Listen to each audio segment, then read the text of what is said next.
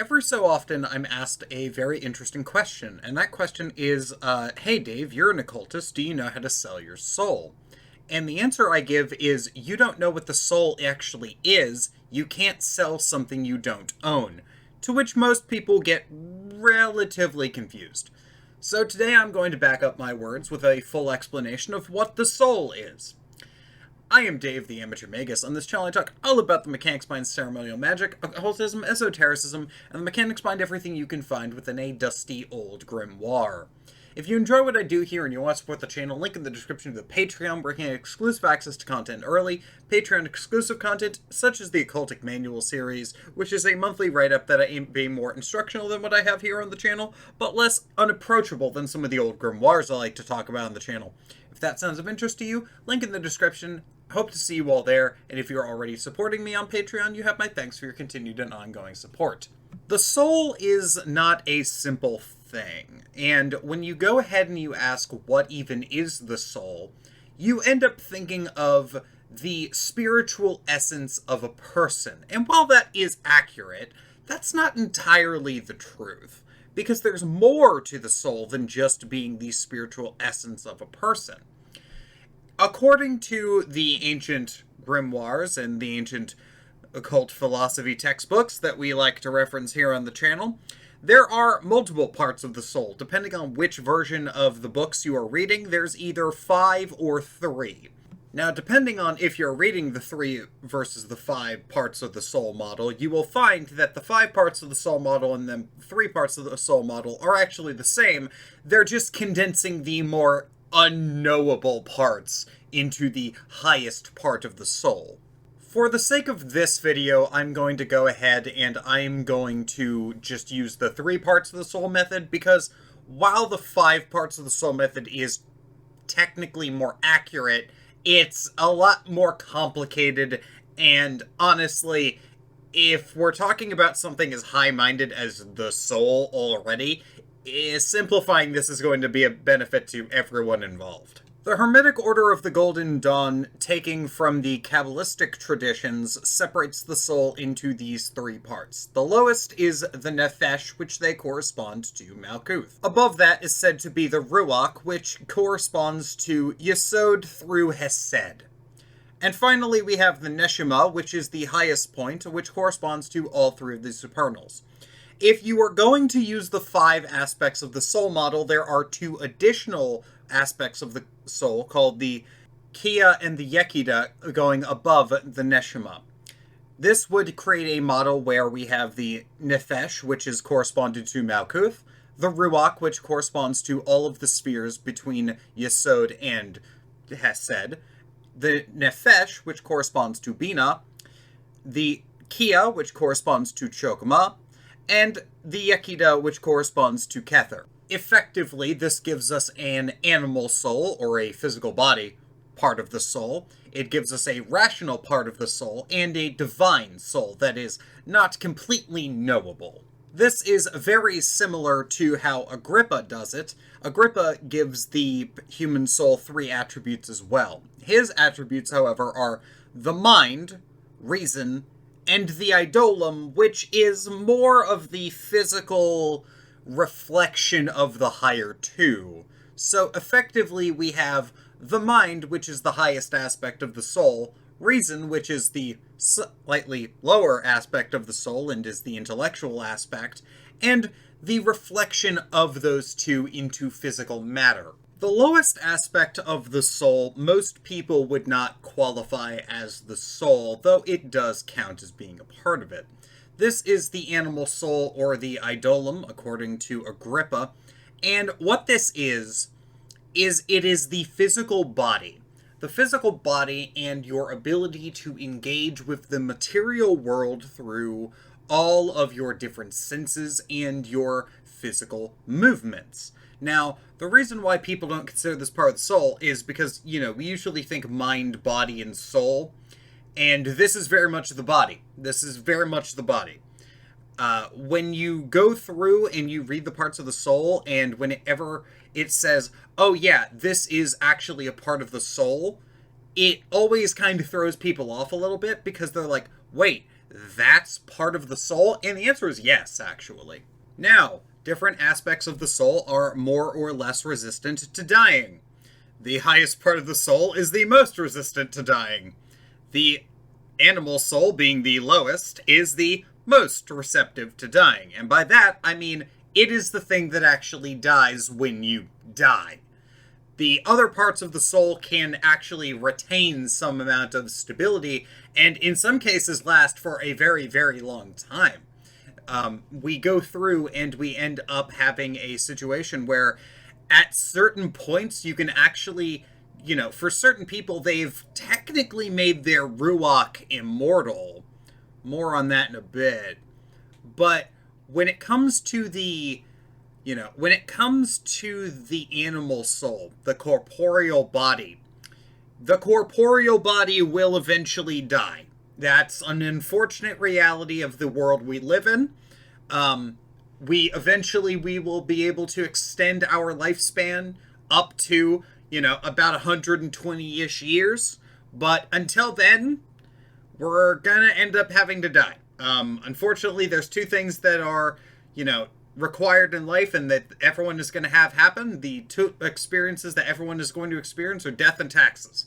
And if you don't believe me on the taxes, don't worry, we'll get there. The second part of the soul is going to be the rational part of the soul, or the ruach, as it were. And this is going to correspond to the intellectual faculties and the personality. It is effectively you, as you would understand yourself. It is you are the intelligence piloting your body. You are the intelligence, the intelligent aspect of yourself that is piloting your animal self, which is going to be the corporeal form that you reside in. Now, again, most people wouldn't think about this as the soul, but honestly, what happens after you pass on to this aspect of the soul is arguably the most interesting part.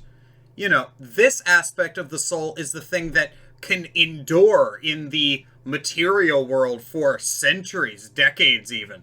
This is the aspect of the soul that, when you are not forgotten, continues to persist. And the reason I say this is because this is effectively the part of the soul that can be remembered and communicated with through necromancy. Effectively, this is the aspect of the soul that actually becomes the shade when you die. Now, for those of you who don't know what a shade is, it is not actually your soul. It's kind of an impression that you leave on the world after you die. This is what you are usually communicating with through necromancy most of the time. Very rarely are you communicating with anything else. And so what happens to this aspect of the soul when you die is actually the most interesting, because there is a potentially infinite number of things that can happen to this aspect of the soul. And one of them is you just get taken to your chosen afterlife by whatever psychopomp spirit of choice your tradition has. In the Christian traditions, I believe it's Michael. Michael is a psychopomp. You have the various different angels shepherding people to heaven or hell, depending on if you believe in that. But you end up having this really interesting situation where, there's a phrase that you have two deaths. The first death is when your physical body dies, and the second is when you're not remembered anymore. And so in that aspect, this is where it comes to the interesting, this is where we come to an interesting situation, because depending on who you are, your works can functionally make you immortal, right? We look at the great artisans and writers of the time periods, Michelangelo, we have Agrippa even. I've quoted Agrippa a couple times in this. You could make the argument that in some capacity, the spirit of those people is still alive. And in that regard, the spirit of those people being alive would be the Ruach, their intellectual spirit, because their divine spirit, let's talk about that one now. The divine spirit, the divine aspect of the soul is what we think of as the soul. And what that is it is the divine spark. It is the aspect of divinity that is given to every single person and creature. Now, the difference between human beings and animals, primarily, is the fact that we can actually get into contact with that divine spark and perform what are effectively miracles to other creatures. This is the aspect of the soul that allows us to do magic in the first place. Now, here's the obvious question. I mentioned that there was 3 aspects of the soul, and I said you can't sell your soul. If you were to try to sell your animal soul before you die, it would be considered slavery. If you were going to try to sell your rational soul, you can't really sell just your personality into your intellect. You can rent it, but you can't really sell it. Same goes for your physical body. You can rent it to an employer, for example, but you can't really sell it. So, how does this work? Well, you cannot sell your divine soul because this is the thing that is kind of minted to the blockchain of samsara. To explain what the hell that means, your divine spark is given to you by the divine. It is an aspect of the divine. Now, when you pass on, that aspect of the divine is then taken and it is sent through, and various different things can happen to it. You can temporarily become a different kind of spirit. You can temporarily have any number of things happen to you, right? But one of the things that is always going to happen is that spirit, that aspect of the divine soul, that divine spark, will eventually get reincarnated into the body of another person. Effectively, this is a reincarnation, or samsara, the cycle of reincarnation. Now, I could be using that word wrong. I will admit I'm not the most Buddhist of people, but it is effectively, you are bound to the wheel of reincarnation. And so, when you try to sell this, well, it's kind of not yours in the first place. It is the divine's. And so, when you end up going ahead and trying to sell your soul, you're kind of trying to sell something that you're renting. You know, I once had an experience with a goetic demon where I was asking what they wanted in exchange for something, and they start by saying, they tried to throw me off by saying, "I want your soul for this." And I straight up said, "You and I both know that's not how it works. You're going to be reasonable." And they proceeded to stop and go, "Yeah, I know. I know. I was just going to see your reaction." And they were much more mellow after that aspect of the conversation. Even demons know that you cannot sell your soul. And now, you can sell your most valuable possessions. You can sell all of your material stuff, because that can be yours while you're here. But the higher aspects of the soul you can't really sell. You can't sell those. You can use those for other people's benefit, but you can't sell them. And this is why when I say that, you know, I'm often asked, "Dave, how do you sell your soul?" Or "How can I sell my soul?" You can't. It's not really a thing you can do, but the people asking don't even understand what the soul is and why it is so valuable in the first place. It is effectively immortal.